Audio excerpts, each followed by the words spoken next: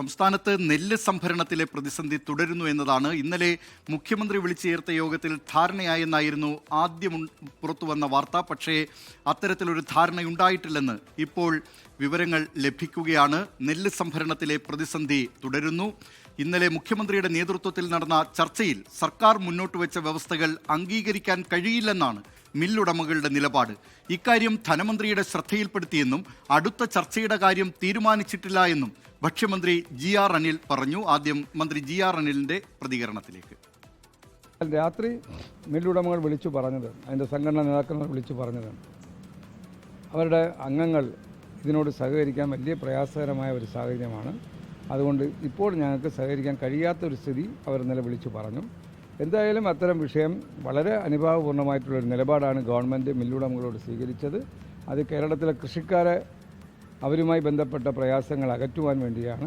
അതിനോട് സഹകരിക്കണമെന്നുള്ള അഭ്യർത്ഥനയാണ് എനിക്കുള്ളത്. അതിനനുസരിച്ചുള്ള നടപടികളുമായി മുന്നോട്ട് പോകും.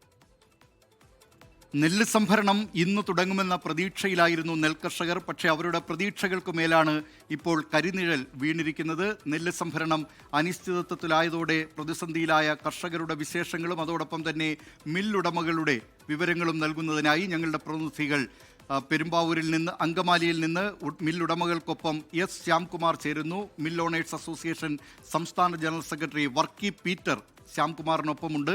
കുട്ടനാട്ടിൽ നിന്ന് അശ്വിൻ പാലാഴിയും പാലക്കാട് നിന്ന് ആയിഷത്തുൽ ഷംനയും ചേരുകയാണ്. കേരളത്തിൻ്റെ നെല്ലറകൾ എന്ന് വിശേഷിപ്പിക്കാവുന്ന ഈ രണ്ടു സ്ഥലങ്ങളിൽ നിന്നും ഞങ്ങളുടെ പ്രതിനിധികൾ കർഷകരുടെ ദുരിത കഥകൾ പറയാനുമുണ്ട്. ആദ്യം ഈ മില്ലുടമകളിലേക്ക് പോകാം, ശ്യാംകുമാറിലേക്ക് പോകാം. ഇന്നലെ മുഖ്യമന്ത്രി വിളിച്ചു ചേർത്ത ചർച്ചയിൽ ധാരണയായി എന്നായിരുന്നു മന്ത്രി GR അനിൽ പറഞ്ഞത്. നെൽകർഷകരുടെ പ്രശ്നങ്ങളെല്ലാം പരിഹരിക്കുന്നു എന്ന് പറഞ്ഞിരുന്നതാണ്. പക്ഷേ അതിനുശേഷം രാത്രി വൈകിയാണ് മില്ലുടമകളുടെ ഈ പ്രസ്താവന വന്നിരിക്കുന്നത്. അവർക്ക് ഇപ്പോഴും പ്രധാനപ്പെട്ട ഒരു പ്രതിസന്ധിയായി നിൽക്കുന്നത്, അല്ലെങ്കിൽ അവർ അംഗീകരിക്കാത്തത് ഈ ഔട്ട് ടേൺ റേഷ്യോയാണ്. അത് 100 കിലോ നെല്ല് സംഭരിക്കുകയാണെങ്കിൽ 64.5 കിലോ അരിയെ നൽകാൻ കഴിയൂ എന്ന നിലപാടാണ് മില്ലുടമകളുടേത്. പക്ഷേ 66.5 കിലോ നൽകണം എന്ന നിലപാടിലേക്കാണ് സംസ്ഥാന സർക്കാർ എത്തിയിരിക്കുന്നത്. അത് ഏതു തരത്തിലാണ് ഇത്തരത്തിലൊരു പ്രതിസന്ധിയിലേക്ക് കർഷകരെ എത്തിക്കുന്നത്? മില്ലുടമകൾ ഇക്കാര്യത്തിൽ സ്വീകരിക്കുന്ന സമീപനം എന്താണ്, ശ്യാംകുമാർ?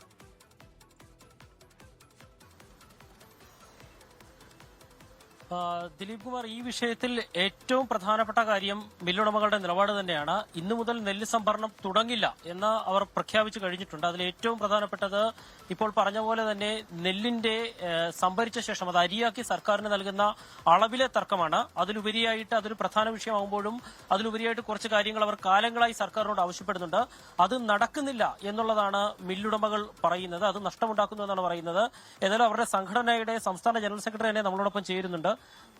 ഇന്നു മുതൽ സംസ്ഥാനത്ത് നെല്ല് സംഭരണം ആരംഭിക്കാൻ കഴിയാത്ത സ്ഥിതിയാണോ? സർക്കാരിനോട് നിങ്ങളുടെ പ്രധാനപ്പെട്ട ഒരു ആവശ്യം എന്താ? ഗവൺമെന്റ് ഇന്നലെ മുഖ്യമന്ത്രിയുടെ നേതൃത്വത്തിൽ മീറ്റിംഗ് വിളിച്ചിരുന്നു. മീറ്റിംഗിൽ ഞങ്ങളോട് പറഞ്ഞ കാര്യങ്ങൾ ഇന്നലെ വൈകിട്ട് തന്നെ അസോസിയേഷന്റെ ജനറൽ ബോഡി കൂടി ഞങ്ങൾ ചർച്ച ചെയ്തു. അതായത് നിലവിൽ കിട്ടിക്കൊണ്ടിരുന്ന ആ തുക ഞങ്ങൾക്ക് ലഭിക്കണം എന്നുള്ളതാണ് റൈസ് മില്ലുകളുടെ മുഖ്യ ആവശ്യം. അതിൽ നിന്ന് ഒരു കാരണവശാലും പിറകോട്ട് പോകാൻ കഴിയില്ല എന്നുള്ളതാണ് റൈസ് മില്ലുകൾ അറിയിച്ചിട്ടുള്ളത്. അതായത് 68 കിലോ ആക്കി ഔട്ട് ആൻഡ് റേഷ്യോ കൂട്ടിയത്, 64 എന്നുള്ളത് 68 കിലോ ആക്കി കൂട്ടിയത് ഒരിക്കലും അംഗീകരിക്കാൻ കഴിയില്ല. മുഖ്യമന്ത്രി 66 ആക്കി കുറച്ചെങ്കിലും ആ നിലവിൽ ലഭിച്ചുകൊണ്ടിരിക്കുന്ന അത് ഒരു ഗവൺമെന്റ് കമ്മിറ്റി പഠനം നടത്തി കണ്ടെത്തിയാണ് 64 കിലോ ആക്കിയിട്ടുള്ളത്. അതിന് ഒരു കാരണവശാലും കൂടുതൽ കൊടുക്കാൻ പറ്റില്ല എന്നാണ് റൈസ് മില്ലുകൾ പറയുന്നത്. 2022-23 പേയ്മെന്റ് കിട്ടാനുള്ളത് അത് എത്രയും പെട്ടെന്ന് കിട്ടണം. റൈസ് മില്ലുകൾക്ക് മുന്നോട്ട് പോകാൻ പറ്റാത്ത അവസ്ഥയാണ്. പിന്നെ മുൻ വർഷങ്ങളിൽ ഈ 68 കിലോ വെച്ച് കൊടുത്തുകൊണ്ട് നിർബന്ധിച്ച് 2 വർഷം മില്ല് നടത്തിയപ്പോഴത്തേക്കും ഗവൺമെന്റിന്റെ മില്ലടക്കം ഒരു 15-16 റൈസ് മില്ലുകളിൽ 200 കോടി രൂപയോളം ഷോർട്ടേജാണ് ഓഡിറ്റ് കണ്ടെത്തിയിട്ടുള്ളത്. അതുകൊണ്ട് തന്നെ ഈ ഇത് വൻ പരാജയമായിട്ട് പോയിക്കൊണ്ടിരിക്കുകയാണ്. ഗവൺമെന്റിനെ സംബന്ധിച്ച് ഇത്തരം വിഷയങ്ങളൊക്കെ നെല്ല് സംഭരണം ആരംഭിക്കുമ്പോഴല്ല, നേരത്തെ ചർച്ച ചെയ്ത് കൃഷിയുടെ കൊയ്ത് തുടങ്ങുന്നതിന് മുമ്പേ വിഷയങ്ങളെല്ലാം തീർത്ത് എടുക്കേണ്ടതാണ്. കൊയ്ത് പാടത്ത് നെല്ല് മുളയ്ക്കുന്ന സമയത്താണ് ഈ ചർച്ച തുടങ്ങുന്നത് തന്നെ. അത് വളരെ ദൗർഭാഗ്യകരമാണ്. റൈസ് മില്ലുകൾക്ക് പറയാനുള്ളത്, ഇത് വർഷങ്ങളായിട്ട് നടന്നുകൊണ്ടിരിക്കുന്ന ഒരു പ്രക്രിയയാണ്.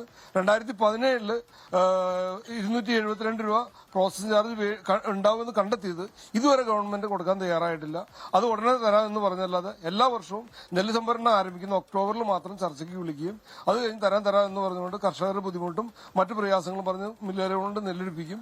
പിന്നീട് ഒരു ചർച്ച അടുത്ത ഒക്ടോബർ വരെ മാത്രമേ ഉള്ളൂ. അതുകൊണ്ട് ഒരു കാരണവശാലും ഈ പറഞ്ഞ കാര്യങ്ങളിലൊന്നും പുറകോട്ട് പോകാൻ മില്ലുകൾ തയ്യാറല്ല. ജൂട്ട് ബാഗിന്റെ പേരിൽ അതിന്റെ കോസ്റ്റ് ഭയങ്കരമായിട്ട് കൂടിയിട്ടുണ്ട്. അത് ഗവൺമെന്റ് അത്രയും പൈസ കൂടി ഞങ്ങൾക്ക് തരുന്ന പ്രോസസ്സിംഗ് ചാർജിൽ നിന്ന് കുറച്ചുകൊണ്ടാണ് തരുന്നത്. അതായത് 72 രൂപ ഉണ്ടായിരുന്ന ജൂട്ട് ബാഗിന്റെ വില കൂടി കഴിഞ്ഞപ്പോൾ ഞങ്ങൾക്ക് തരുന്ന പ്രോസസ്സിംഗ് ചാർജിന് അത്രയും പൈസ കുറച്ചുകൊണ്ടാണ് ഞങ്ങൾക്ക് തരുന്നത്. ഇത്തരം കാര്യങ്ങളിലൊക്കെ ഗവൺമെന്റിന്റെ ഭാഗത്തുനിന്ന് ഒരു നല്ല നടപടി ഉണ്ടാവാതെ യാതൊരു കാരണവശാലും നെല്ല് സംഭരിക്കില്ല എന്നാണ് റൈസ് മില്ലുകൾ ഇന്നലെ അറിയിച്ചിട്ടുള്ളത്. എല്ലാവരും ഐക്യകണ്ഠേന തീരുമാനം, ഒരാൾ പോലും അതിനെതിരെ പറഞ്ഞില്ല. നമുക്ക് മുന്നോട്ട് പോകണമെങ്കിൽ ഇത് ഗവൺമെന്റിന്റെ ഭാഗത്ത് അനുകൂലമായ ഒരു നിലപാടുണ്ടായാൽ മാത്രമേ പറ്റുള്ളൂ എന്നാണ് അറിയിച്ചിട്ടുള്ളത്. ഈ സർക്കാർ നിലപാട് മില്ലുടമകൾക്ക് അനുകൂലമാണ്. ഇതിൽ പ്രധാനമായും റൈസ് മിൽ ഉടമകൾ പറയുന്നത് 3 കാര്യങ്ങളാണ്. ഒന്ന്, ഈ 100 കിലോ നെല്ല് സംഭരിച്ചാൽ 64.5 കിലോ നെല്ല് മാത്രമേ സപ്ലൈകോയ്ക്ക് നൽകാൻ കഴിയൂ. അത് പല കാരണങ്ങളുണ്ട്. പ്രത്യേകിച്ച് കുട്ടനാട്ടിലൊക്കെ ആ നിലയിലുള്ള നെല്ലല്ല കിട്ടുന്നത്. അത്രയും കിലോഗ്രാം നെല്ല് കൈമാറാൻ കഴിയില്ല. 66.5 കിലോ എന്നാണ് സർക്കാർ ഇന്നലെ നിർദ്ദേശിച്ചത്. അത് അംഗീകരിക്കാൻ കഴിയില്ല എന്ന് പറയുന്നു. കേന്ദ്ര നിർദ്ദേശം FCIയുടെ മാനദണ്ഡം 68 കിലോ നെല്ല് എന്നതാണ്. രണ്ടാമത്തെ കാര്യം റൈസ് മിൽ ഉടമകൾ പറയുന്നത് ഈ ചണച്ചാക്കുമായി ബന്ധപ്പെട്ട കാര്യമാണ്. അത് സപ്ലൈകോയാണ് നൽകുന്നത്. അതുമായി ബന്ധപ്പെട്ടും അതിൻ്റെ നഷ്ടവും റൈസ് മിൽ ഉടമകൾക്ക് വഹിക്കാൻ കഴിയില്ല എന്നതാണ്. മൂന്നാമത്തെ കാര്യം റൈസ് മിൽ ഉടമകൾ പറയുന്നത് കൈകാര്യ ചെലവുമായി ബന്ധപ്പെട്ടാണ്. ഇതിൻ്റെ കൊണ്ടുവരുന്ന ഇത് തലച്ചുമടായും വള്ളങ്ങളിലുമൊക്കെ കുട്ടനാടൻ മേഖലകളിൽ നിന്ന് കൊണ്ടുവരുന്നുണ്ട്. അതിൻ്റെ ഈ കൈകാര്യ ചെലവ് അത് വർദ്ധിപ്പിക്കണം, 272 രൂപയെങ്കിലും ആക്കണം എന്നാണ് റൈസ് മിൽ ഉടമകളുടെ വാദം. ഈ ചർച്ചകളിലാണ് പ്രധാനമായും ഇന്നലെ വഴിമുട്ടിയത് എന്ന് വേണം മനസ്സിലാക്കാൻ. ആ പ്രതിസന്ധി നെൽകർഷകർക്ക് പക്ഷേ ഇപ്പോഴും തുടരുകയാണ്. അവർ വലിയ പ്രതീക്ഷയിലായിരുന്നു. ഇന്നു മുതൽ നെല്ല് സംഭരണം തുടങ്ങുമെന്ന് കരുതിയിരുന്നതാണ്. രണ്ടാം വിളയുടെ സമയമായിരിക്കുകയാണ്.